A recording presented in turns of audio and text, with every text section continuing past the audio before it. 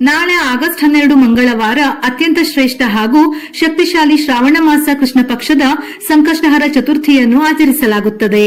ಮಂಗಳವಾರ ಸಂಕಷ್ಟಹರ ಚತುರ್ಥಿ ಬಂದರೆ ಅದನ್ನು ಅಂಗಾರಕ ಸಂಕಷ್ಟಹರ ಚತುರ್ಥಿ ಎಂದು ಕರೆಯುತ್ತಾರೆ. ಇಷ್ಟೂ ದಿನ ಸಂಕಷ್ಟಿ ವ್ರತವನ್ನು ಮಾಡದೇ ಇದ್ದರೂ ಈ ಅಂಗಾರಕ ಸಂಕಷ್ಟಹರ ಚತುರ್ಥಿಯನ್ನು ಆಚರಿಸಿದರೆ 21 ಸಂಕಷ್ಟಹರ ಚತುರ್ಥಿಯನ್ನು ಆಚರಿಸಿದಷ್ಟು ಪುಣ್ಯ ಫಲಗಳು ಪ್ರಾಪ್ತಿಯಾಗುತ್ತದೆ. ಹಾಗೂ ಮೊದಲನೇ ಬಾರಿ ಸಂಕಷ್ಟಹರ ಚತುರ್ಥಿ ವ್ರತವನ್ನು ಪ್ರಾರಂಭಿಸುವವರು ನಾಳೆಯ ದಿನದಿಂದ ಅಂದರೆ ಅಂಗಾರಕ ಸಂಕಷ್ಟಹರ ಚತುರ್ಥಿಯ ದಿನದಿಂದ ಪ್ರಾರಂಭಿಸಿದರೆ ಬಹಳ ಶ್ರೇಷ್ಠ.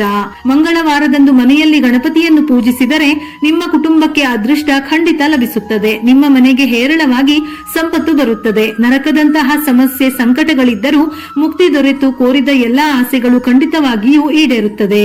ನಾಳೆಯ ದಿನ ಉಪವಾಸ ಮಾಡಿದರೆ ಬಹಳ ಶ್ರೇಷ್ಠ. ಆದರೆ ಸಾಧ್ಯವಿಲ್ಲದವರು ಅಂದರೆ ವಯಸ್ಸಾಗಿದ್ದರೆ ಅಥವಾ ಆರೋಗ್ಯದ ಸಮಸ್ಯೆಗಳಿದ್ದರೆ ಹಾಲು ಹಣ್ಣನ್ನು ಸೇವಿಸಬಹುದು ಅಥವಾ ಸಾತ್ವಿಕ ಆಹಾರಗಳನ್ನು ಅಂದರೆ ಉಪ್ಪಿಟ್ಟು, ಅವಲಕ್ಕಿ ಈ ರೀತಿಯ ಆಹಾರವನ್ನು ಸೇವಿಸಬಹುದು. ಹಾಗೆಯೇ ಅಪ್ಪಿತಪ್ಪಿಯೂ ಅನ್ನ, ಈರುಳ್ಳಿ, ಬೆಳ್ಳುಳ್ಳಿಯನ್ನು ಸೇವಿಸಬಾರದು. ಚಂದ್ರೋದಯ ಮುಗಿದ ಮೇಲೆ ನೀವು ನಿಮ್ಮ ಉಪವಾಸವನ್ನು ಬಿಡಬಹುದು. ಈ ರೀತಿ ಮಾಡಿದರೂ ಸಂಕಷ್ಟಹರ ಚತುರ್ಥಿಯ ಫಲಗಳು ಸಿಕ್ಕೇ ಸಿಗುತ್ತದೆ. ಯಾಕೆಂದರೆ ಪ್ರತಿಯೊಬ್ಬರಿಗೂ ಒಂದು ತೊಟ್ಟು ನೀರನ್ನು ಕುಡಿಯದೆ ಉಪವಾಸ ಮಾಡಿ ವ್ರತವನ್ನು ಆಚರಿಸಲು ಸಾಧ್ಯವಿಲ್ಲ. ಹಾಗಾಗಿ ನೀವು ಈ ಮೇಲೆ ಹೇಳಿದ ರೀತಿಯಲ್ಲೂ ಮಾಡಬಹುದು. ಅಂಗಾರಕ ಸಂಕಷ್ಟಹರ ಚತುರ್ಥಿಯ ದಿನ ಕೆಲವೊಂದು ಪರಿಹಾರಗಳನ್ನು ಮಾಡಿದರೂ ಕೂಡ ಶುಭ ಫಲಗಳು ಪ್ರಾಪ್ತಿಯಾಗುವುದಲ್ಲದೆ ಗಣೇಶನ ಸಂಪೂರ್ಣ ಅನುಗ್ರಹ ಲಭಿಸುತ್ತದೆ. ಇದರ ಬಗ್ಗೆ ಈಗಾಗಲೇ ಹಿಂದಿನ ವಿಡಿಯೋದಲ್ಲಿ ತಿಳಿಸಲಾಗಿದ್ದು, ಸಂಪೂರ್ಣ ಮಾಹಿತಿಗಾಗಿ ಒಮ್ಮೆ ಚಾನೆಲ್ ಅನ್ನು ವೀಕ್ಷಿಸಿ. ನಾಳೆ ಬೆಳಿಗ್ಗೆ ಬೇಗ ಎದ್ದು ತಲೆ ಸ್ನಾನ ಮಾಡಬೇಕು. ಸ್ನಾನದ ನೀರಿಗೆ ಅರಿಶಿನವನ್ನು ಬೆರೆಸಿ ಸ್ನಾನ ಮಾಡಿದರೆ ಜಾತಕದಲ್ಲಿರುವ ದೋಷಗಳು ನಿವಾರಣೆಯಾಗುತ್ತದೆ. ದೇವರ ಮನೆಯಲ್ಲಿರುವ ಗಣಪತಿಯ ಫೋಟೋಕ್ಕೆ ಅರಿಶಿನ ಕುಂಕುಮವನ್ನು ಇಟ್ಟು ಹೂವುಗಳಿಂದ ಅಲಂಕರಿಸಿ ದೀಪಾರಾಧನೆ ಮಾಡಬೇಕು.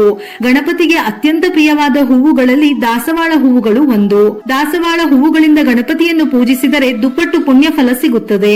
ಈ ವ್ರತವನ್ನು ಪ್ರಾರಂಭಿಸುವ ಮೊದಲು ದೇವರ ಮನೆಯಲ್ಲಿ ಒಂದು ಚಿಕ್ಕ ರಂಗೋಲಿ ಹಾಕಿ ಅಕ್ಷತೆಗಳನ್ನು ಮೊದಲೇ ಸಿದ್ಧಪಡಿಸಿಕೊಳ್ಳಿ. ಒಂದು ತಾಮ್ರದ ಕಲಶದಲ್ಲಿ ನೀರು ತುಂಬಿ ಅದನ್ನು ದೇವರ ಮನೆಯ ಈಶಾನ್ಯ ದಿಕ್ಕಿನಲ್ಲಿ ಇಡಿ. ಮೊದಲಿಗೆ ಅರಿಶಿನದಿಂದ ಗಣಪತಿಯನ್ನು ತಯಾರಿಸಿ ಅಕ್ಷತೆಗಳಿಂದ ಪೂಜಿಸಿ ಹಸುವಿನ ತುಪ್ಪ ಅಥವಾ ತೆಂಗಿನ ಎಣ್ಣೆಯಿಂದ 2 ದೀಪಗಳನ್ನು ಹಚ್ಚಿ ಗಣಪತಿಗೆ ನಮಸ್ಕರಿಸಿ. ಗಣಪತಿಗೆ ನೆನೆಸಿದ ಕಡಲೆ, ಬಾಳೆಹಣ್ಣು ಈ ದಿನ ನೈವೇದ್ಯವಾಗಿ ಅರ್ಪಿಸಬೇಕು.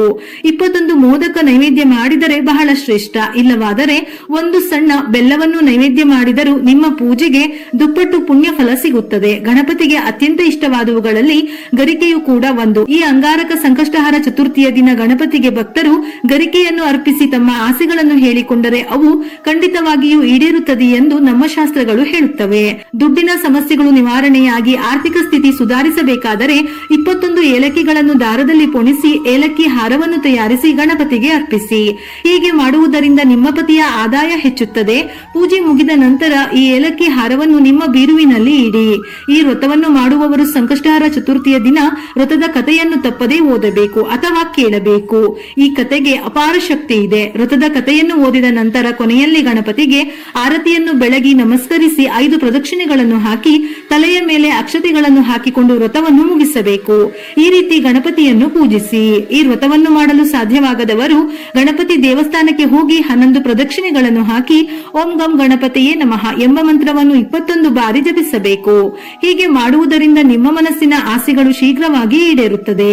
ಈ ದಿನ ಎಕ್ಕದ ಹೂವಿನ ಹಾರವನ್ನು ತಯಾರಿಸಿ ಗಣಪತಿಗೆ ಅರ್ಪಿಸಿದರೆ ಬಹಳ ಶ್ರೇಷ್ಠ. ಗಣಪತಿ ದೇವಾಲಯದಲ್ಲಿ ತುಪ್ಪದ ದೀಪ ಹಚ್ಚಿದರೆ ಸಾಲದ ಬಾಧೆಗಳು ದೂರವಾಗುತ್ತವೆ. ಈ ಶಕ್ತಿಶಾಲಿ ಅಂಗಾರಕ ಸಂಕಷ್ಟಹರ ಚತುರ್ಥಿಯಂದು ಗಣಪತಿ ದೇವಸ್ಥಾನಕ್ಕೆ ಹೋಗಿ ವಿನಾಯಕನಿಗೆ ಗರಿಕೆಯ ಹಾರವನ್ನು ಅರ್ಪಿಸಿದರೆ ಜನ್ಮ ಜನ್ಮಗಳ ಅದೃಷ್ಟ ಲಭಿಸಿ ಈ ವರ್ಷ ಪೂರ್ತಿ ಯಾವುದೇ ಕಷ್ಟಗಳು ಇಲ್ಲದೆ ಸುಖ ಸಂತೋಷದಿಂದ ಬಾಳುತ್ತೀರಿ. ಉದ್ಯೋಗಕ್ಕಾಗಿ ಪ್ರಯತ್ನಿಸುತ್ತಿರುವವರು ಅಥವಾ ಉದ್ಯೋಗದಲ್ಲಿ ಸಮಸ್ಯೆಗಳಿದ್ದರೆ ಈ ಶಕ್ತಿಶಾಲಿ ಚತುರ್ಥಿಯಂದು ಹಸುವಿಗೆ ಹಸಿ ಹುಲ್ಲನ್ನು ಆಹಾರವಾಗಿ ನೀಡಿದರೆ ತಕ್ಷಣವೇ ಉದ್ಯೋಗದ ಸಮಸ್ಯೆಗಳಿದ್ದರೆ ನಿವಾರಣೆಯಾಗುತ್ತದೆ. ಕೆಲಸ ಹುಡುಕುತ್ತಿರುವವರಿಗೆ ಉದ್ಯೋಗ ಅವಕಾಶಗಳು ಸಿಗುತ್ತವೆ. ಒಮ್ಮೊಮ್ಮೆ ನಾವು ಎಷ್ಟೇ ದುಡಿದು ದುಡ್ಡನ್ನು ಮಾಡಿದರೂ ಕೂಡ ದೇವರ ಅನುಗ್ರಹವಿಲ್ಲವೆಂದರೆ ನಾವು ಕೈಗೊಂಡ ಯಾವ ಕೆಲಸಗಳು ಪೂರ್ಣವಾಗಿ ನಡೆಯುವುದಿಲ್ಲ. ಹಾಗೆಯೇ ಕೆಲವರಿಗೆ ಮನೆಯನ್ನು ಕಟ್ಟಿಸುವ ಕನಸುಗಳು ಇರುತ್ತವೆ. ಕೈಯಲ್ಲಿ ದುಡ್ಡಿದ್ದರೂ ಮನೆ ಕಟ್ಟಿಸಲು ಏನಾದರೂ ಒಂದು ಅಡೆತಡೆಗಳು ಪ್ರಾರಂಭ ಪ್ರಾರಂಭವಾಗುತ್ತವೆ. ಅಂತವರು ಈ ದಿನ ವಿಶೇಷವಾಗಿ ಗೋವಿಗೆ ನಿಮ್ಮ ಕೈಯಾರೆ ಹಸಿರು ಹುಲ್ಲನ್ನು ತಿನ್ನಿಸಿ ಬೆಲ್ಲವನ್ನು ತಿನ್ನಿಸಿ ಹಸುವಿನ ಪಾದಗಳನ್ನು ಮುಟ್ಟಿ ನಮಸ್ಕರಿಸಿದರೆ ಪ್ರಥಮ ಪೂಜಿತನ ಅನುಗ್ರಹದಿಂದ ಶೀಘ್ರವೇ ಎಲ್ಲಾ ಆಸೆಗಳು ನೆರವೇರುತ್ತವೆ. ಈ ಪರಿಹಾರದಿಂದ ನಿಮ್ಮ ಸ್ವಂತ ಮನೆಯ ಕನಸು ಶೀಘ್ರದಲ್ಲೇ ನನಸಾಗುತ್ತದೆ. ಈ ದಿನ ತಪ್ಪದೆ ವ್ರತದ ಕಥೆಯನ್ನು ಓದಬೇಕು. ಇದರ ಜೊತೆಯಲ್ಲಿ ಗಣಪತಿಗೆ ಸಂಬಂಧಪಟ್ಟ ಮಂತ್ರ ಶ್ಲೋಕಗಳನ್ನು ಪಠಿಸಿ ಅಥವಾ ಕೇಳಿ. ನಾಳೆ 2 ಶುದ್ಧವಾದ ಎಕ್ಕದ ಎಲೆಯನ್ನು ತಂದು ಅದಕ್ಕೆ ಅರಿಶಿನದಿಂದ ಸ್ವಸ್ತಿಕ್ ಚಿಹ್ನೆಯನ್ನು ಬರೆದು ಮನೆಯ ಮುಖ್ಯದ್ವಾರದ ಬಾಗಿಲಿಗೆ ಕಟ್ಟಿದರೆ ಬಹಳ ಅದೃಷ್ಟ. ಯಾವುದೇ ರೀತಿಯ ಕೆಟ್ಟ ಶಕ್ತಿಗಳಿದ್ದರೂ ನಿವಾರಣೆಯಾಗಿ ನಿಮ್ಮ ಮನೆಯಲ್ಲಿ ಸಂಪತ್ತು ವೃದ್ಧಿಯಾಗುತ್ತದೆ. ನಾಳೆ ಸಂಜೆ ಕೊಬ್ಬರಿ ಎಣ್ಣೆಯ ದೀಪಾರಾಧನೆ ಮಾಡಿದರೆ ಒಳ್ಳೆಯದು. ಒಂದು ತಟ್ಟೆಗೆ 3 ಅಥವಾ 5 ಹಿಡಿ ಅಕ್ಕಿಯನ್ನು ಹಾಕಿ ಅಕ್ಕಿಯ ಮೇಲೆ ಶ್ರೀ ಅಥವಾ ಸ್ವಸ್ತಿಕ್ ಬರೆದು ಅರಿಶಿನ ಕುಂಕುಮ ಹಾಕಿ ನಂತರ 2 ವೀಳ್ಯದೆಲೆಯನ್ನು ಇಟ್ಟು ವೀಳ್ಯದೆಲೆಯ ಮೇಲೆ ಅರಿಶಿನದಿಂದ ಸ್ವಸ್ತಿಕ್ ಚಿಹ್ನೆಯನ್ನು ಬರೆದು 2 ದೀಪವನ್ನು ಇಟ್ಟು ಕೊಬ್ಬರಿ ಎಣ್ಣೆಯನ್ನು ಹಾಕಿ 2 ಬತ್ತಿಯನ್ನು ಸೇರಿಸಿ 1 ಬತ್ತಿಯಾಗಿಟ್ಟು ದೀಪಾರಾಧನೆ ಮಾಡಿದರೆ ಬಹಳ ಶ್ರೇಷ್ಠ. ಶ್ರದ್ಧೆಯಿಂದ ಹಚ್ಚಿದ ದೀಪ, ನಂಬಿಕೆಯಿಂದ ಮಾಡಿದ ಪ್ರಾರ್ಥನೆ ದೇವರ ಸನ್ನಿಧಿಯಲ್ಲಿ ಶ್ರೇಷ್ಠ ಫಲ ನೀಡುತ್ತದೆ. ವಿಡಿಯೋ ಇಷ್ಟ ಆಗಿದ್ದಲ್ಲಿ ಮರೆಯದೆ ಲೈಕ್ ಕೊಟ್ಟು ನಿಮ್ಮವರಿಗೆ ಶೇರ್ ಮಾಡಿ. ಇದೇ ರೀತಿಯ ಮನಮುಟ್ಟುವ ಉಪಯುಕ್ತ ಮಾಹಿತಿಗಳಿಗಾಗಿ ಮತ್ತೆ ಭೇಟಿಯಾಗೋಣ.